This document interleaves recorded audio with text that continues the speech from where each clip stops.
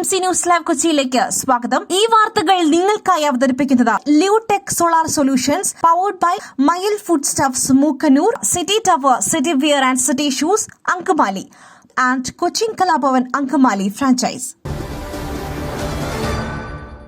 ജമ്മു കാശ്മീരിലെ പഹൽഗാമിൽ നടന്ന ഭീകരാക്രമണത്തിന് ശേഷം ഇന്ത്യൻ സുരക്ഷാ സേനയുടെ ഭീകരതയ്ക്കെതിരായ പ്രവർത്തനം തുടരുകയാണ്.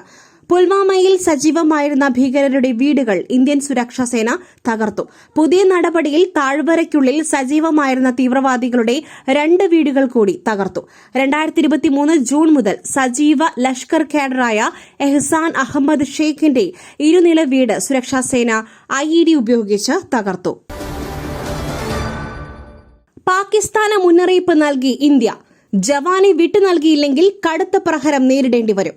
BSF മേധാവി ആഭ്യന്തര സെക്രട്ടറിയെ സാഹചര്യങ്ങൾ അറിയിച്ചു. കേന്ദ്ര സർക്കാരിനോട് അഭ്യർത്ഥനയുമായി ജവാന്റെ കുടുംബം. ഭർത്താവിന്റെ ജീവനിൽ ആശങ്കയെന്ന് ഭാര്യ രജനി പറഞ്ഞു. തന്റെ ഭർത്താവിനെ എത്രയും വേഗം മോചിപ്പിക്കണമെന്ന് സർക്കാരിനോട് കണ്ണീരോടെ അവർ അഭ്യർത്ഥിച്ചു. അദ്ദേഹത്തിന്റെ സുഹൃത്ത് വിളിച്ചിരുന്നു. എന്റെ ഭർത്താവിനെ ഡ്യൂട്ടിയിലായിരിക്കെ പാക് സൈന്യം തട്ടിക്കൊണ്ടുപോയെന്ന് അദ്ദേഹം പറഞ്ഞു. അവർ അദ്ദേഹത്തെ അറസ്റ്റ് ചെയ്തു. ചൊവ്വാഴ്ചയാണ് ഞാൻ അവസാനമായി അദ്ദേഹത്തോട് സംസാരിച്ചത്. ഈ പ്രസരിപ്പ്, ആരോഗ്യം, എല്ലാത്തിനും അടിസ്ഥാനം ചിട്ടയായ ആഹാരരീതിയാണ്. തിരഞ്ഞെടുത്ത നെല്ലിൽ നിന്നും പോഷക ഗുണങ്ങൾ നഷ്ടമാവാതെ തയ്യാറാക്കുന്ന അതിവിശിഷ്ടമായ മട്ടയരി, മയിൽ മട്ടയരി. വൈറ്റമിൻസ്, മിനറൽസ്, പ്രോട്ടീൻസ്, ഫൈബർ തുടങ്ങിയവയാൽ സമ്പുഷ്ടമാണ് മയിലിന്റെ മട്ടയരി.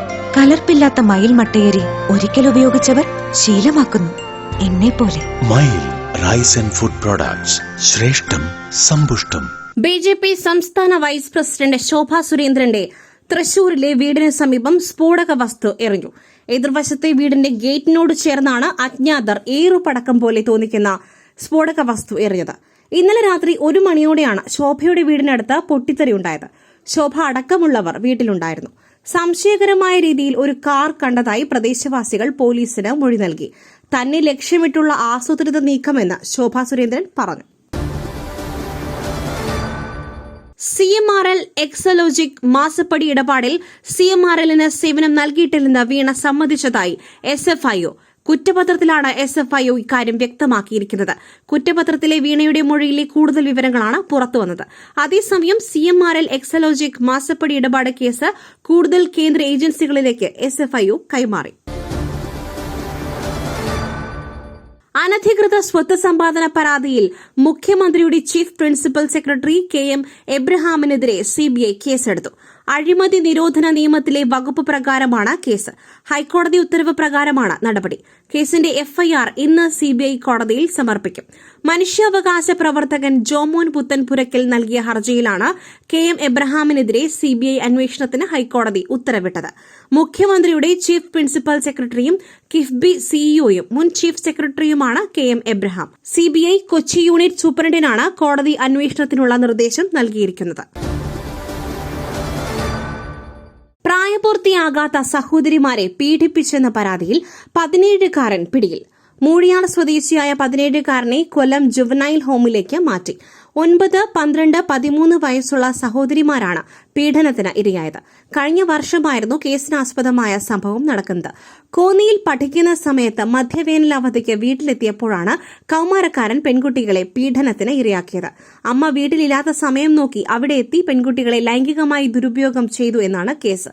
ഇന്നലെ രാവിലെ പ്രതിയെ പോലീസ് കസ്റ്റഡിയിലെടുത്ത് വിശദമായി ചോദ്യം ചെയ്തു. കൌമാരക്കാരൻ കുറ്റം സമ്മതിച്ചതായി പോലീസ് പറഞ്ഞു. തുടർന്ന് ജുവനൈൽ ജസ്റ്റിസിന് മുൻപിൽ ഹാജരാക്കി. പിന്നീട് ജുവനൈൽ ജസ്റ്റിസ് ഹോമിലേക്ക് മാറ്റി.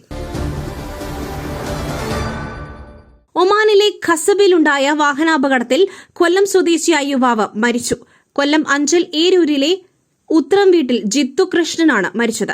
വെള്ളിയാഴ്ച വൈകുന്നേരത്തോടെയാണ് അപകടം. 2 കാറുകൾ തമ്മിൽ കൂട്ടിയിടിച്ച് കത്തുകയായിരുന്നുവെന്നാണ് പ്രാഥമിക വിവരം. മറ്റേ കാറിലുണ്ടായിരുന്ന ഏഷ്യൻ വംശജരായ 4 പേർക്കും പരിക്കേറ്റിട്ടുണ്ട്. മറ്റൊരു വാർത്തയുമായി കണ്ടുമുട്ടുന്നതുവരെ നന്ദി, നമസ്കാരം.